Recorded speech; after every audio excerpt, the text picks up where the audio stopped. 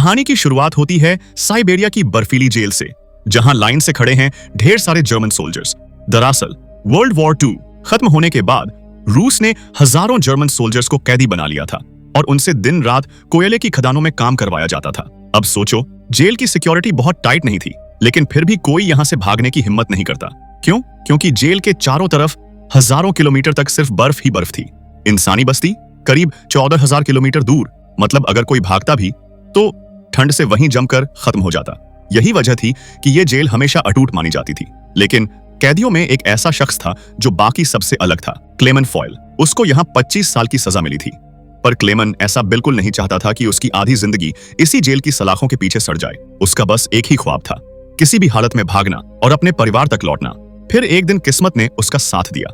क्लेमेन चुपके से एक मालगाड़ी में घुस गया और जेल से निकल भागा। बाहर निकलते ही जब उसने आसमान में चमकते तारे देखे तो उसकी आंखों में खुशी छलक उठी। लेकिन किस्मत कब तक साथ देती? अभी वो कुछ ही दूर पहुंचा था कि गाड़ी रोक दी गई।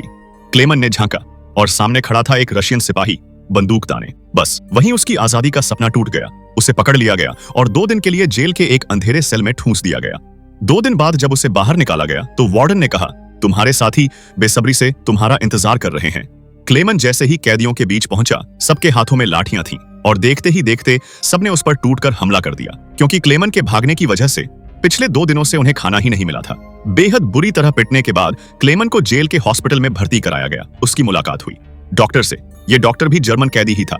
होश में आते ही क्लेमेन ने कहा, मुझे फिर से भागना है और इस बार तुम्हारी मदद चाहिए।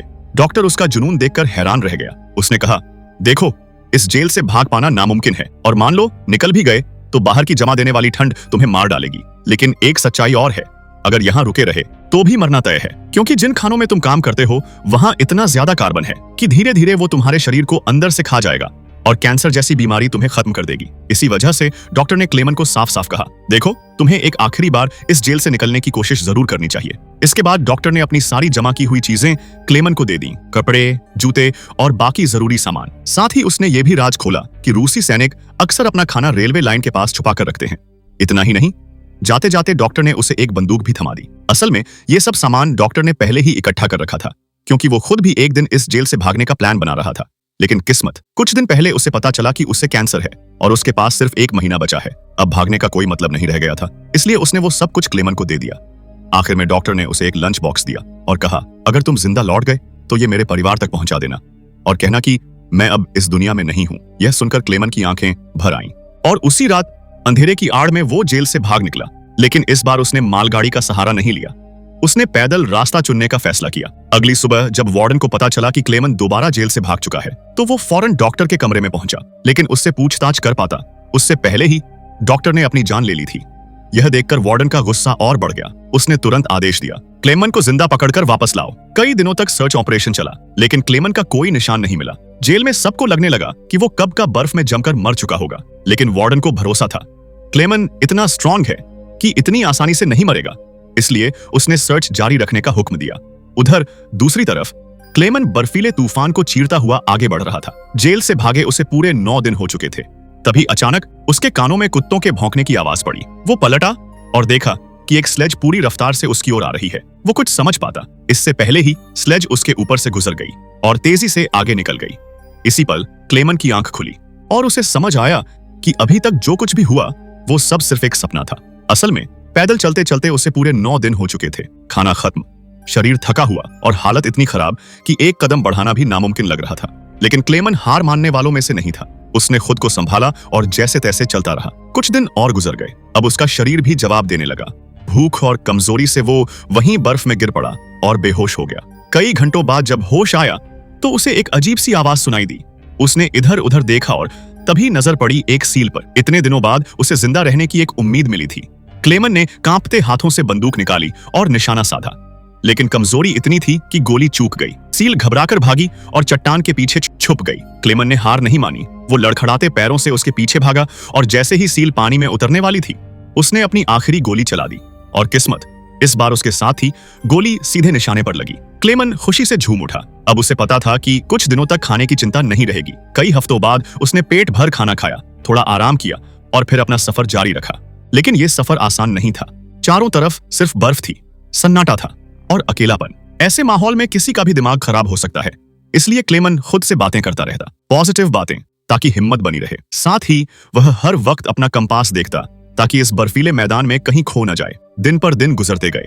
लगातार 2 महीने चलने के बाद उसे आखिरकार बर्फीले मैदान में एक छोटा सा पेड़ दिखाई दिया। उस पेड़ को देखकर उसकी खुशी का ठिकाना नहीं रहा। वो दौड़कर गया और उसे गले लगा लिया, क्योंकि इसका मतलब था बर्फ का मैदान अब खत्म होने वाला है और आगे जंगल की शुरुआत है। उधर वार्डन भी हार मानने वाला नहीं था। उसने अपने सैनिकों को आदेश दिया कि 500 किलोमीटर के दायरे में क्लेमन को ढूंढा जाए। अब कैमरा कट होता है क्लेमन पर, जो जंगल में आगे बढ़ रहा था। तभी अचानक एक भयंकर बर्फीला तूफान आ गया। तूफान इतना तेज था कि बड़े बड़े पेड़ तक उखड़कर गिरने लगे। क्लेमन ने बचने की कोशिश की, लेकिन तभी एक विशाल पेड़ उसके ऊपर गिर पड़ा। किस्मत अच्छी थी, वहीं से 2 आदमी गुजर रहे थे जो सोने की तलाश में निकले थे। उन्होंने सही वक्त पर क्लेमन की जान बचा ली। अब ये तीनों साथ हो गए। कई दिनों तक चलते रहे और आखिरकार बर्फीले मैदान से बाहर निकल गए। रास्ते में उन्हें एक नदी मिली। पार करने के लिए उन्होंने लकड़ी की नाव बनाई, लेकिन अचानक नदी का बहाव तेज हो गया। नाव डगमगाने लगी और तभी उनमें से एक आदमी पानी में गिर पड़ा। बिना सोचे समझे क्लेमन कूद पड़ा और जैसे तैसे उस आदमी की जान बचाकर उसे किनारे तक खींच लाया। लेकिन दूसरी तरफ उनका तीसरा साथी लालच में अंधा हो गया। वो दोनों को वहीं छोड़कर अकेला आगे निकल गया और अपने दोस्त का सोना भी चुरा लिया। थोड़ी देर बाद जब क्लेमन और उसका बचाया हुआ साथी कैंप तक पहुंचे तो वो आदमी गुस्से से भर गया। उसने धोखेबाज साथी को देखते ही गोली मार दी। अब बचे सिर्फ 2, क्लेमन और वो आदमी। दोनों ने सामान उठाया और सफर फिर से शुरू कर दिया। कई महीनों तक वो बस इसी उम्मीद पर चलते रहे कि कहीं इंसानी बस्ती मिलेगी। लेकिन तभी दोबारा सर्दियां आ गईं। पूरा जंगल फिर से बर्फ की सफेद चादर में ढक गया। वो आदमी जो सारा सामान उठा रहा था अब थकने लगा। सामान भारी था और चलना मुश्किल। क्लेमन ने उसकी मदद करने की कोशिश की। कहा, कुछ देर के लिए सामान मुझे दे दो। लेकिन यहीं से गड़बड़ हो गई। उस आदमी को शक हुआ कि शायद क्लेमन उसका सोना चुराना चाहता है। वो पागल हो गया और क्लेमन को धक्का देकर नीचे गिरा दिया। क्लेमन बेहोश हो गया। कुछ देर बाद जब होश आया तो उसने देखा एक भेड़ियों का झुंड उसकी तरफ बढ़ रहा है। अपनी जान बचाने के लिए वो तुरंत पेड़ पर चढ़ने लगा, लेकिन तभी एक भेड़िए ने उसका पांव पकड़ लिया। क्लेमन जान बचाने की कोशिश करता, लेकिन पेड़ कमजोर निकला, बीच से टूट गया और क्लेमन जोर से नीचे गिर पड़ा। अब सोचो, क्लेमन को लगा कि बस उसका अंत आ गया। तभी अचानक धैर्य गोली चलने की आवाज आई। उसने आंखें खोली तो देखा सारे भेड़िए जमीन पर पड़े थे। दरअसल इलाके के शिकारी सही वक्त पर वहां आ पहुंचे थे और उन्होंने क्लेमन की जान बचा ली। शिकारी उसे अपने गांव ले गए। गांव वाले भी बेहद दयालु थे। उन्होंने उसका इलाज किया, उसे खाना पानी दिया और सालों बाद पहली बार क्लेमन को इंसानी आबादी का एहसास हुआ। लेकिन खुशी ज्यादा देर टिक न सकी। एक दिन गांव में एक खत आया, सीधा वार्डन की तरफ से। उसमें लिखा था कि एक जर्मन फौजी जेल से भागा है और अगर किसी ने उसकी मदद की तो उसका अंजाम बहुत बुरा होगा। क्लेमन समझ गया कि अगर वो गांव में रहा तो उन मासूम लोगों को खतरा होगा, इसलिए उसने गांव छोड़ने का फैसला किया। गांव वाले उसे जाते जाते खाना पानी और एक शिकारी कुत्ता भी दे गए। अब क्लेमन के पास एक साथी था। दोनों कई दिनों तक सफर करते रहे। फिर एक दिन उन्हें एक लकड़ी की फैक्ट्री मिली। कुत्ता खाने की तलाश में अंदर दौड़ गया और क्लेमन भी उसके पीछे चला गया। फैक्ट्री में काम करने वालों ने उसे पहचान लिया और मालिक के पास ले गए। मालिक ने उसकी हालत देखी और दया दिखाई। उसने क्लेमन को खाना खिलाया और कहा, तुम्हें जर्मनी जाना है? लो, मैं तुम्हें ट्रेन पर चढ़ा देता हूँ। क्लेमन को लगा अब उसका सपना सच होने वाला है, लेकिन ट्विस्ट तो यही था। असल में मालिक ने वार्डन को पहले ही खबर कर दी थी। स्टेशन पर वार्डन अपने सिपाहियों के साथ उसका इंतजार कर रहा था, लेकिन क्लेमन दूर से ही सब समझ गया और मौके का फायदा उठाकर ट्रेन से कूद पड़ा। रूसी सिपाहियों ने उसका पीछा किया। तभी वार्डन खुद भी वहां आ गया। क्लेमन घिर गया था, लेकिन उसी वक्त उसका कुत्ता वार्डन पर टूट पड़ा और उसे काट लिया। मौका पाकर क्लेमन भाग निकला। दुर्भाग्य से पीछे से गोली चली और उसका वफादार कुत्ता मारा गया। यह देखकर क्लेमन का दिल टूट गया, लेकिन वो रुका नहीं। दौड़ते दौड़ते वह एक पुल के नीचे से गुजर रही ट्रेन पर कूद गया और वहां से निकल भागा। दिन बीतते गए, साल गुजर गए और अब 1952 आ गया, यानी क्लेमन के जेल से भागने को पूरे 7 साल हो चुके थे। इस वक्त क्लेमन सेंट्रल एशिया के एक गांव में मेले में था। खाने पीने की चीजें देखकर उसका मन ललच गया, लेकिन जेब खाली थी। वो बस दूर से देखता रहा और आगे बढ़ने लगा। तभी मेले में पैनकेक बेच रही 2 लड़कियों में से एक को उस पर दया आ गई। उसने पैनकेक का टुकड़ा तोड़ा और क्लेमन को दे दिया। क्लेमन झिझका, लेकिन आखिरकार उसने वो टुकड़ा लिया और खा लिया। इसी बीच एक और शख्स चुपचाप ये सब देख रहा था। थोड़ी देर बाद क्लेमन चर्च में गया और वही आदमी भी उसके पीछे पीछे पहुंच गया। असल में वो शख्स भी कभी जर्मन कैदी रह चुका था। उसने क्लेमन की हालत समझी और पुलिस को देने के बजाय मदद करने का फैसला किया। वो क्लेमन को अपने घर ले गया। वहां उसने क्लेमन को नहलाया धुलाया, शेविंग कराई और नया पासपोर्ट दिया ताकि वो रूस से जर्मनी निकल सके। क्लेमन ने दिल से उसका आभार जताया और बॉर्डर की तरफ निकल पड़ा। सीमा पर सैनिक ने पासपोर्ट देखा। दिल जोर जोर से धड़क रहा था कि कहीं पकड़ा न जाए, लेकिन सब ठीक रहा और उसे पार करने की इजाजत मिल गई। क्लेमन खुशी से हंस पड़ा, लेकिन तभी पुल के बीच अचानक एक तेज रोशनी उसकी आंखों पर पड़ी और सामने कौन खड़ा था? वार्डन। उस पल क्लेमन को लगा सब खत्म, 7 साल की मेहनत व्यर्थ हो जाएगी। लेकिन वार्डन ने कुछ नहीं कहा।